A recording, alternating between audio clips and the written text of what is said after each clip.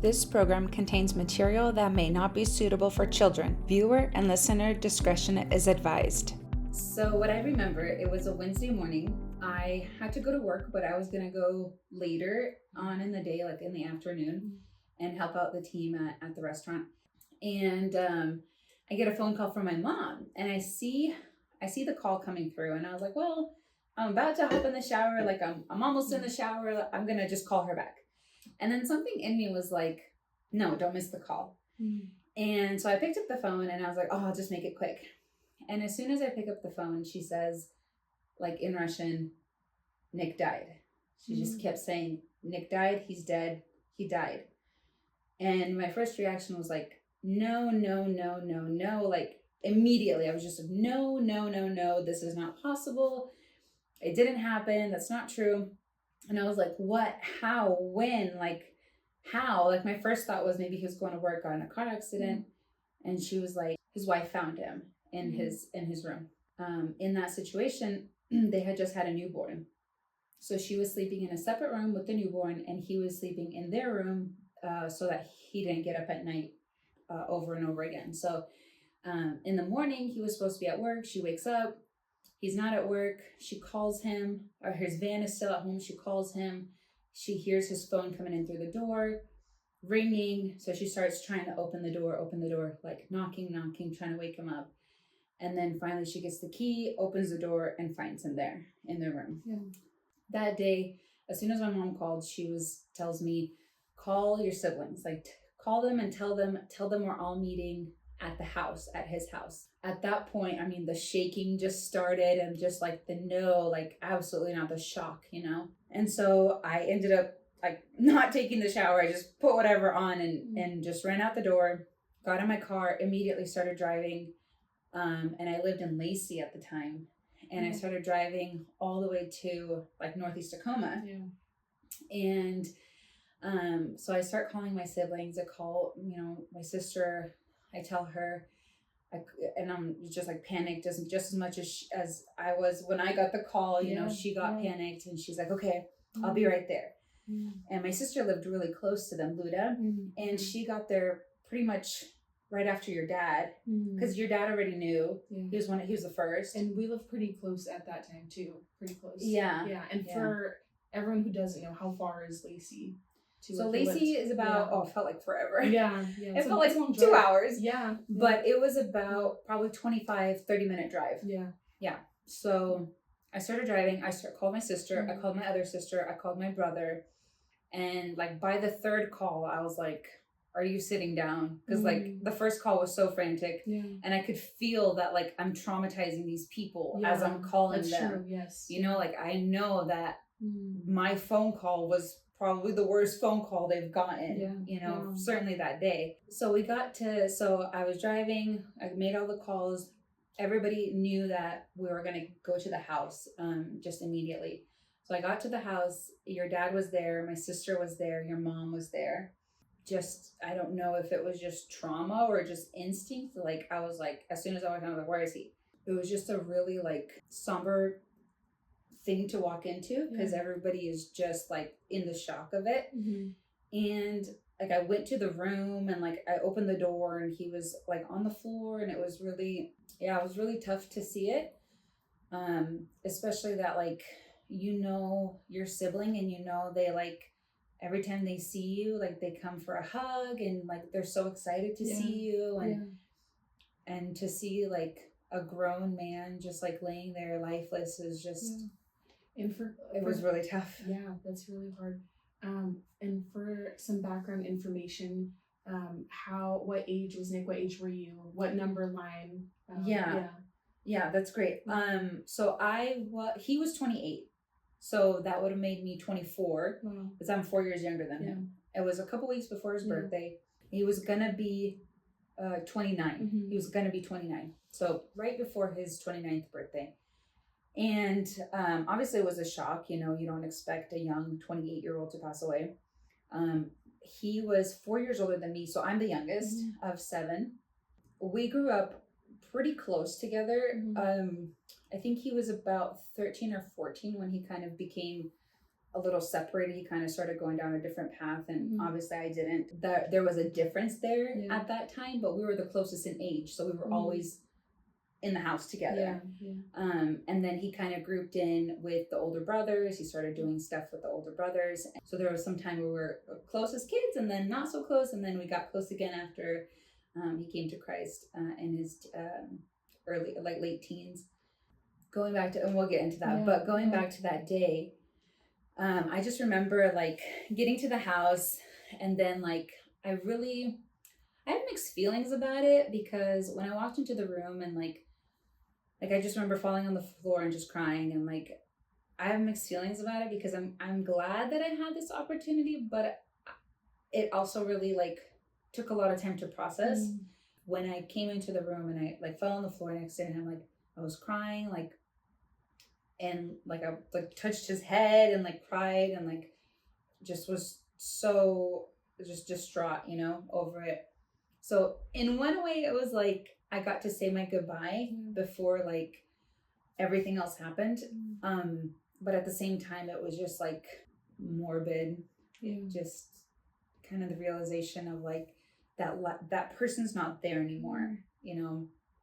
That brother that you knew, that person, like their soul is gone. They already took their last breath. They're not the body that's there. Yes, it's their body. It looks like them. It's what you know of them, but they're not there anymore. Another dynamic of this, of his death, was that this was pretty much the first major death of someone close to you, right? This is, I think it was for most people in our family. This was the first time going through loss of like the loss of someone super close, and having no forewarning whatsoever. This was a huge shock to everyone. Yeah. So when somebody gets sick or they find like a cancer diagnosis, you kind of face the death portion of it a little more head on and a little sooner. But in this situation, we didn't know what happened to him. Yeah. We didn't know why a healthy 28-year-old young man went to bed and didn't wake up. Why, and that's human nature to know what happened. Like, that's so shocking. Why? For us, like in the first few days, in the first few hours, we were just racking our brains around what could have possibly happened. And, I think you tried to like comfort yourself of like, what could it have been? And there were a couple things where I was like, well, he's an electrician, maybe he got electrocuted at work and then never paid attention to it. And maybe at night his heart stopped. Like, obviously, like you try to find a reason when you don't know. Yeah. That's natural for us. But we as a family, we didn't know what happened, and we wouldn't know for a couple months after. But but in that moment, it just shows that the way you're thinking is your world has just come to a stop, and you're trying to rationalize in a situation where it feels so like illogical. I guess. So it just didn't make sense, and we didn't know, and even in his medical examiner's report, it said like inconclusive and or like undetermined. But months later, after toxicology, after the more in-depth reports, we did what it was. But in those first few days, all we had was speculation. I remember that day, the rest of the family came, and we could not get a hold of my dad, and so we all showed up around 9 or 10 a.m. It was early in the morning, and we couldn't reach my dad until like 12 or 1 p.m. It was like multiple hours later. He left his phone at home or something. He wasn't hearing his phone, and he went to work. He was taking his truck to the shop. So there was something going on there. So we ended up calling the shop, like trying to figure out like who can we call that's not him, that we can get to him. Right. So we ended up calling the shop. They did pass along the message. And so it was around 12 or 1 that my dad found out, when everybody was ready at the house. Wow. For a few hours at this point. Yes. Wow. And so before my dad came, the medical examiner came.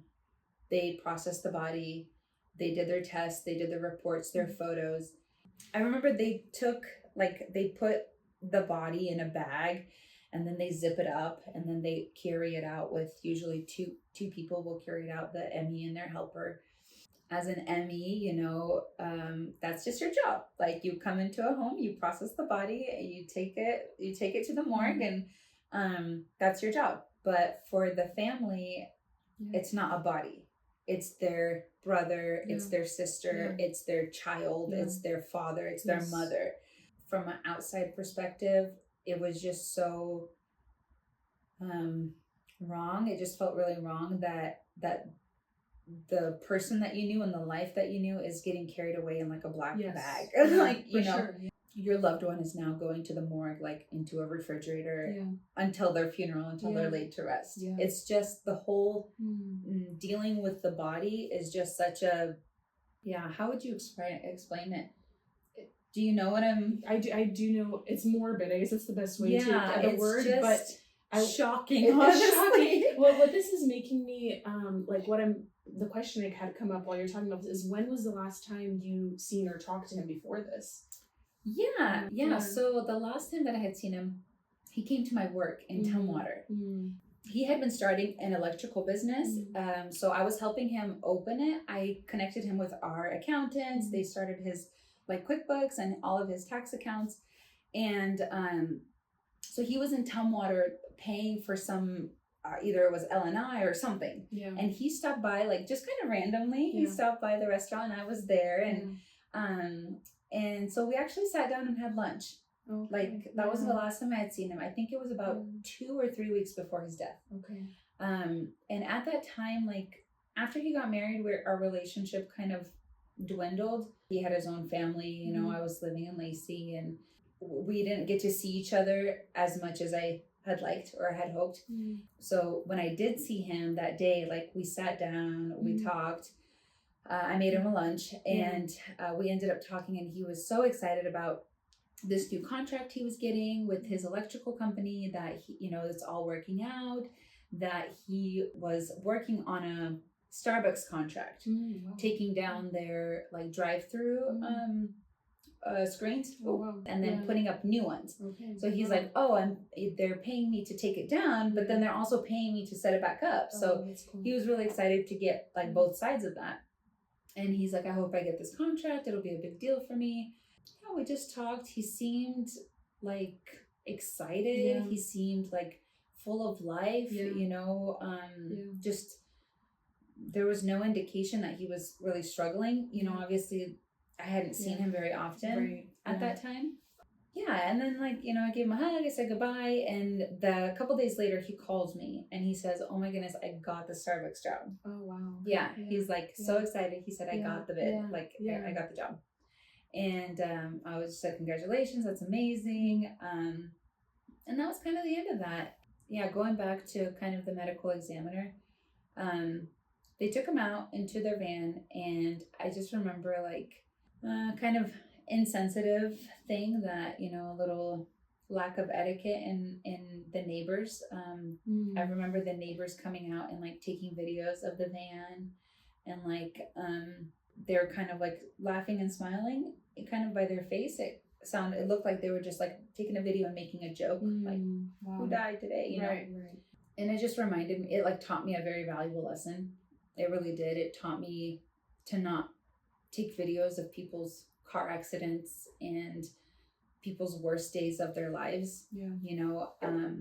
I think it really, really shed a light to how it feels when you're having the worst day of your life and somebody's kind of making light of it, or recording it, or taking a video, making a joke, or, I see a lot of it when people are in traffic and it's because of a car accident. They'll be like, causing traffic, or whatever the case is.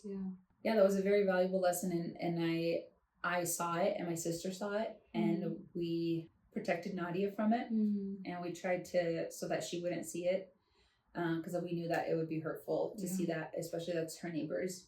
I do remember having this conversation soon after where you mentioned the taking the videos and stuff, and you mentioning like, oh wow, like this is, now I realize how big of a deal it is for you to start like taking a video when there's a car accident on set, or whatever it is, whatever you witness. Yeah. When I heard you say that, I never had thought about that before, but then when you think about it, like, oh, like I pretty much was taking their life-altering situation, a situation that could potentially be the worst day of their life, something the worst trauma they've ever experienced, and I'm using their situation for my I don't even know what the motive is, but just either for me to show someone like, oh, look what I've witnessed, or whatever it is, right? Or like, oh, it's look for your sensation, like you're sensationalizing someone else's pain, right, and their worst moment. Yeah. But when you're on that side, you're not thinking of it like that. Yeah. You're not putting yourself in their shoes. Yeah, right? You're just like, look what happened. Yes. And they're just like, thanks. Yeah, You're just made my day a little worse. Yeah.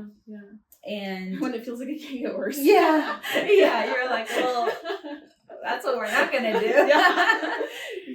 Yeah. So talk through once your dad got there, what happened at that point, the rest of the day, because you literally had the whole day ahead of you guys. What because it was like? Because it was so early in the morning still. When my dad got there, I remember my mom greeted him in the front yard and like gave him a big hug. They cried together, and very sad moment, and our whole family was already there. So when my dad came in, he was greeted with everybody, and everybody hugged each other and like cried together, and there was a lot of like praying together, there was a lot of crying, like. So during that day, I remember like we ended up like people started coming over, and we weren't ready to tell people yet, and the news spread just like wildfire. Like it was crazy how quickly people started finding out. And I had a friend that texted me like, oh my goodness, like I heard this, is this true? And then I had like random people messaging me like, what happened to your brother? And we were not ready. The family was not ready to bring all of this up and out. We were still processing, in shock. We were still like just kind of coming together, just getting eyes on each other, and trying to like process that this is real. And we weren't ready for other people, at least I wasn't, ready for other people to ask, and especially that we didn't know, especially that it wasn't a clear, it wasn't as clear as a car accident, or as clear as, somebody dying of cancer, or as clear as this and that. Right. I just think that if the family's not ready to say anything, leave it alone. Leave it alone. And just be patient until they are, especially if you can send out a quick text like, I'm so sorry to hear that, but no questions. Just don't bother people with questions yet. And then I remember time started going, like it was in the afternoon already, and we started brainstorming of like, okay, what now? What do we do now? We know that they took him to the morgue. We don't know how long a body stays in the morgue, how long it takes for an autopsy to happen. We don't know how long the testing takes. When can we start planning the funeral? When do we where does the body go from the morgue? From the morgue to the funeral, like what happens to it in between? Right. So you guys are already thinking about the funeral on day one? Yes. Wow. Okay. Yes. And I remember I went home. I took that shower that I needed. That shower that I desperately needed. And I come home and I just felt like a different person. Like I came home to the same place where I just had like the worst moment of my life a couple hours beforehand. And it just felt like a different day, a different year. It just felt like a completely like a stranger's home. It really did. Like I came in, I was like, wow, like this is not real life. And I went and took a shower, and I laid down in my bed, and I fell asleep. Like I was just so exhausted of the day. Like it felt like I was up for 3 or 4 days. Like I was so exhausted. Like I fell into a deep sleep. And I woke up I think an hour later, and I woke up like in a good mood. Like I was kind of like, oh, that was a good nap. And then I was like, immediately just, no, just like, it's real. Just immediately like, no, this is not real. It's not true. Like the weirdest moment. And so I packed like an overnight bag and I planned to go back to her house and stay the night with her. And so by that point, his church had posted that he had passed away. And so news got around, people started talking, people started messaging. There were just so many messages that came through. Just gonna show like an example of how fast news spread. Like the way I found out, I was in college at that time. I had a class that morning, and I found out through, so someone had posted on Snapchat, R.I.P. Nick and Onishenko, and it's not someone I had as a friend. No way. But my cousin had them as a friend, which is my cousin from the other side of the family. She screenshotted it, sent it to me, and she's like, "Hey, do you know who this is?" And I hadn't heard anything about it, so from my first reaction was like, "No, I have no idea who that is." Like I literally my mind could not click together that this is my uncle with the same name, because I was like, I have no idea who this is, who they're referring to. And so like, even that is just an example, because I'm sure it wasn't that long after it had happened. And so like, and then I remember messaging someone like, "Hey, like, I think probably one of my parents, like, hey, what, like," because at first I was like, "Oh no, that's not," but then after a few minutes I was like, "Wait, what? Like, maybe I should check just in case." Oh my God. Yeah, and this was like, it couldn't have been more than half an hour after it happened. So I don't know, someone like, it just shows the power of how fast things spread, that me as a family member didn't find out until someone else had, who wasn't related or anything. Yeah. I didn't know that. It's crazy. Yeah. I feel like it shows like the power, I guess, in the age we're living into with social media and just in technology, phones, right? Like word spreads so fast, and this is like an issue that even 20 years ago, like people weren't facing in grief, right? And loss. And it just brings a whole nother dynamic of, all these the potential issues that can arise with it too. Yeah, and it didn't even like make it to the news. Like there's so many stories that make it to the news, and it spreads, and you can't control the narrative. You can't control anything about it. All you know is like people are talking about it, and maybe not in the best light, and maybe they have their assumptions. Oh my goodness, I didn't know that. Yeah. Wow. One of my friends messaged me and was like, "Did your brother die?" And I was like, how did you find out like immediately, like before before all of our families even here? Yeah, before your dad found out. Before my dad. I can't imagine how many people already knew by the time your dad found out 4 hours later. Yeah. Right. And so when it was shared and it was, like people started posting about it, like I didn't feel ready to talk about it. I didn't feel ready to post about it. But because other people were, it kind of ruined not ruined, but kind of dampened the experience for me. Yeah. Because people who are closer to him, obviously they don't feel that emotional connection to that information. And so they don't feel like they have to protect their family member. I felt like I had to protect my brother and like keep this. I don't know why. But for some reason I felt like me holding on to this is protecting him. And when things started coming out, when people started posting about it, that's when we made like a GoFundMe. We made a post. We just said like rest in peace, and then like messages started coming in, and I remember this message. Oh gosh. This guy messages me and was like, no, like, hello, no, nothing. It was like, what happened to your brother?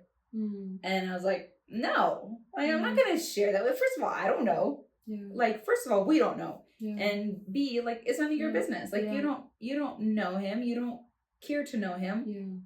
And then his next message, like, I didn't respond. And his next message is like, my mom wants to know. Whoa. I was like, oh, so it's not you who cares. It's that your mom wants to know because it's like a sensational news for her that so-and-so died, that she can tell her friends, oh, so-and-so died, this is what happened.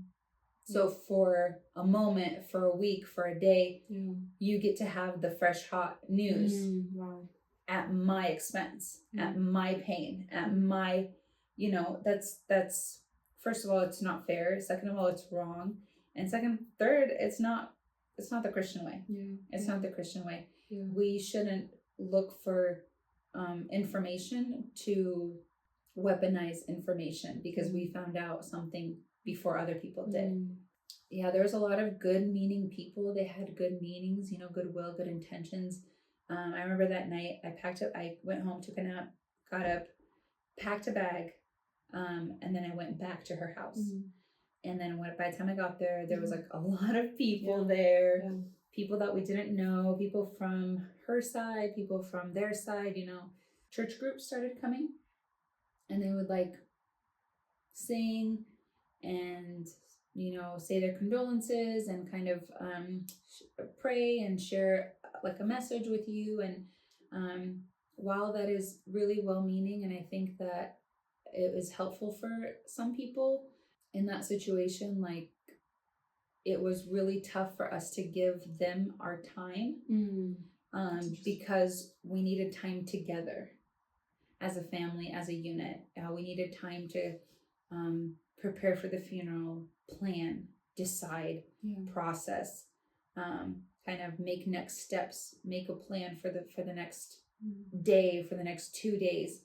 While I believe that they were doing the best in their power, it was really tough to give everybody the time of day when it happened that day. Wow.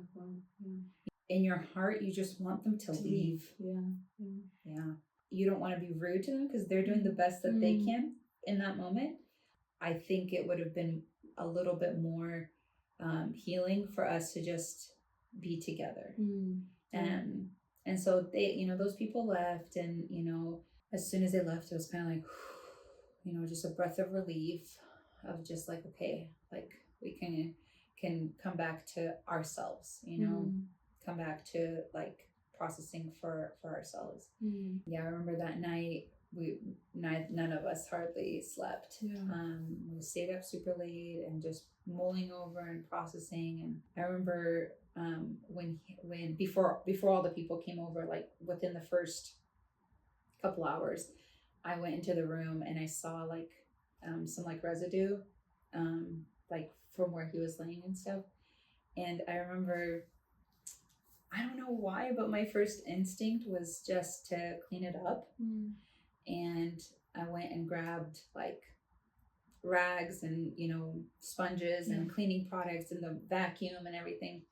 And in that moment, I think I just wanted to protect like my mom and Nadia, like so that they didn't have to see it. But I didn't even think about myself. I didn't even think, like, even for a second, how that's going to affect me. Oof. Wow.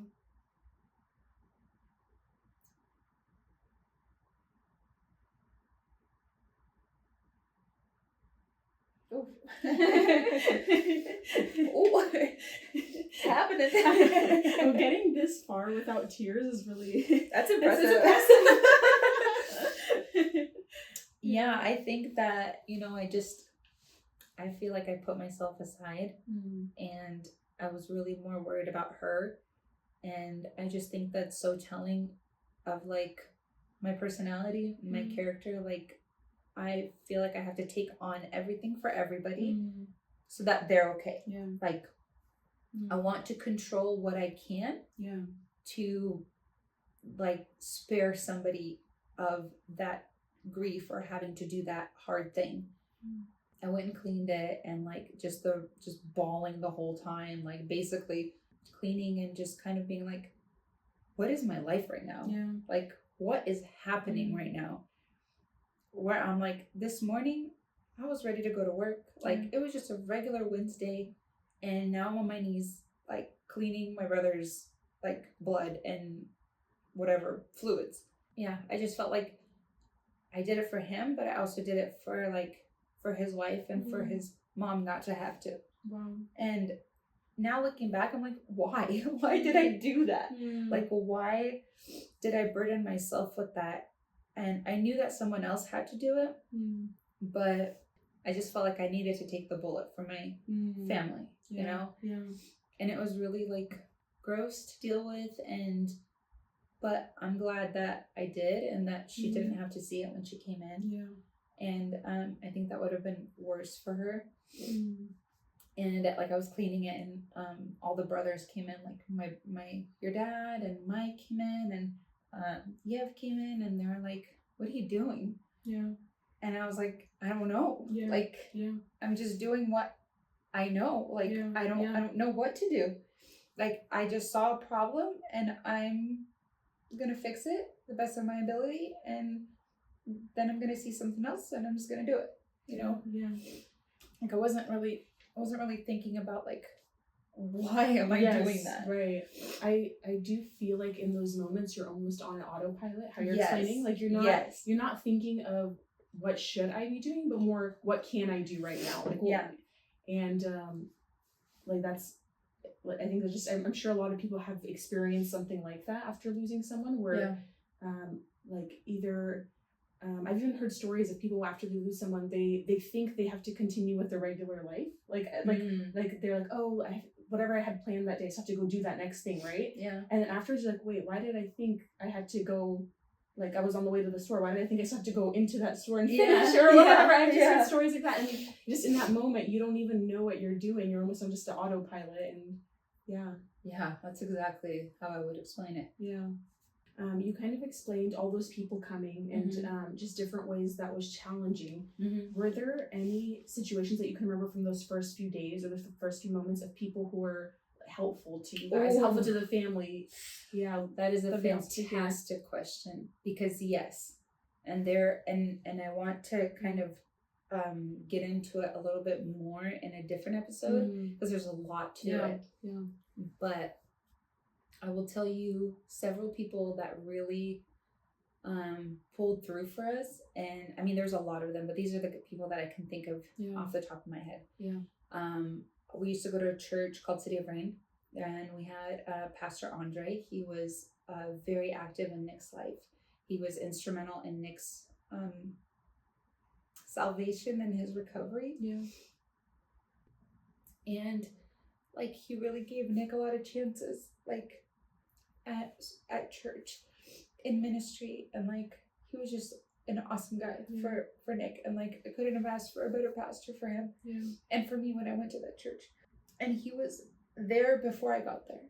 Like, it was your dad, my sister Luda, your mom, and Pastor Andre was there, and he was one of the first people to be there, and he really like guided us through the process, where, you know, he was kind of talking about like, all right, like, you know, we're gonna have a funeral now, like, now we have to find a place, now we have to, you know, make a plan, and so he was really there as and I know he was,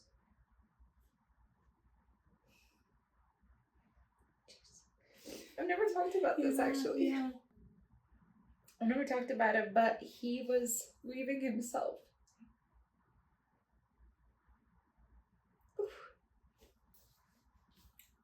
And he helped us out so much. He really guided us through the process, even though he was grieving himself too.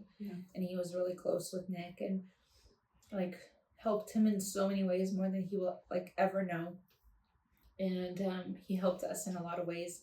The eulogy in the next couple days, and like just getting everything prepared and planned, and like, he was awesome during that process. I remember Nadia's friend Alina. Do you remember her?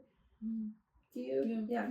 She's married. She's one of Nadia's close friends, and she would come over like every day after it happened, and again, she was grieving too. Like, she was close with them, and she came over every day, and instead of like sitting around and asking like, what can I do, she would like get to work. Like, she cleaned the bathrooms, she cleaned the dishes, she like brought stuff, she like tidied up, she cleaned, she just like took over like it was her house, you know. And I just thought that was so like, it was the things that she was doing were like basic necessities, but somebody needed to do it. And it wasn't going to be Nadia, because Nadia was in the worst like week of her life, and there were like tons of people coming through the house, like tons of people coming and visiting, tons of people using the bathroom. You know, like the bathroom needed some cleaning, like they needed restocking, it needed all the stuff that a host would do, had they been able to be a host in that moment, you know. And she was so like quiet about it. Like she would just run around and like do this and this and this and this. And I brought you this, I just did that, you know. And it was just so insanely helpful. And then the third person, I actually don't know who it is, but my sister was telling me about it. My sister Luda took on like a role with your dad, to like plan the funeral, find the burial grounds, find the funeral home, like really just go through the whole process. And she had spent, like, I think it was the next day or the day after, I think it was like that Thursday or Friday, she had spent all day driving around to these like what are they called? Not the funeral homes, but the burial sites. Yes. Cemeteries. Yeah. Cemeteries. Right there. She spent like all day going to these cemeteries and trying to figure out like pricing, costs, like availability. That's a big one. And so she like had spent all day doing that, and somebody else, like her kids were watching her kids, or somebody was watching her kids. And she came home and she gets a text like, hey, I just left dinner on your porch. Like, you know, I didn't want to bother you. I just left dinner on your porch. Like, this is for you and your family. And she was telling me that, and she was like, wow, like that's the best way to support the family of someone who just lost someone. It can be somebody that, like a sibling, that's spending all day trying to prepare for a funeral, trying to prepare for a burial. And you know, one way to support them is bring them food, but like just leave it. And like just text them that you left it. Don't expect them to make time for you. Don't expect them to like, you know, invite you in. Like they might have a million other things going on. Like that's the best way to support somebody. I think all three of these people that you mentioned, it makes me emotional because it makes me think of like all three of these people so beautifully demonstrated the love of Christ to you guys. And I'm like, if Jesus was there in that situation, I sense he would be the one cleaning those bathrooms.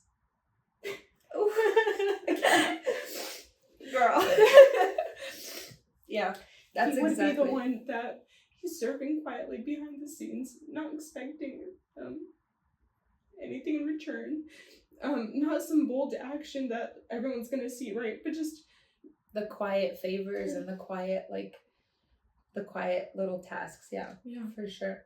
Just being ready, not doing it because you're wanting you know, some brownie points in return or something, right? It was just selfless, sacrificial love, and just being ready to serve, that servant attitude. Not expecting attention in return, not expecting anything. And even in these people's situations, sounds like putting even their own emotions on the back burner for a little bit to help someone who's hurting more. For sure. Wow, that's so encouraging to hear, and for sure. I want to be more like that. Yeah, for sure. Like, especially like in Pastor Andre's case, like I just have to give him so many like brownie points. I have to give him so many brownie points because he was there every step, and a lot of things that we didn't know, he did. And a lot of those, you know, last few weeks, like he had more insight than we did. And he had a lot more hope for Nick. And he, again, like he took him under his wing. Like he was the best pastor for him. Not only pastor, but friend. And like, I know in those days, I know he was torn. Yeah. Oof. I know he was torn up, but he like put himself aside and was strong for us. And I'll forever be grateful for that. He's not like the most eloquent, you know, like show person, but he's definitely one of those people that are like in the back, that's gonna serve, that's gonna be constant, that's gonna just like firm as a rock, you know, like he's gonna be there. You can rely on him, and like that's who he was for Nick. And like I'm just so proud that when Nick got saved, that he found a place like that, and that he found a place that showed him and taught him how to public speak. Like he was a dynamic speaker, like truly amazing sermons, like so heartfelt and so like insight of God, you know, and insight of grace. Like he had such a deep insight of grace. And like in his death, it just felt like and you had so much more. You had so much more in you. Like, I know God's plan is ultimate. I know that God knows what he's doing, and that our perception and our eyes don't know what God knows. Yeah. And so in that moment, like, it was really tough to lose him. It was really hard to lose him because I just felt like he was born for so much more. You know, sometimes people that need that kick in the butt. Yeah. You know, they need that kick in the butt of like, hey, like, or I guess more so that validation that they meant a lot to that person. 3 months later, it's like that Band-Aid came right off again. And all of those questions are like, man, what was going on in his life? Why didn't I reach out? Why didn't he reach out?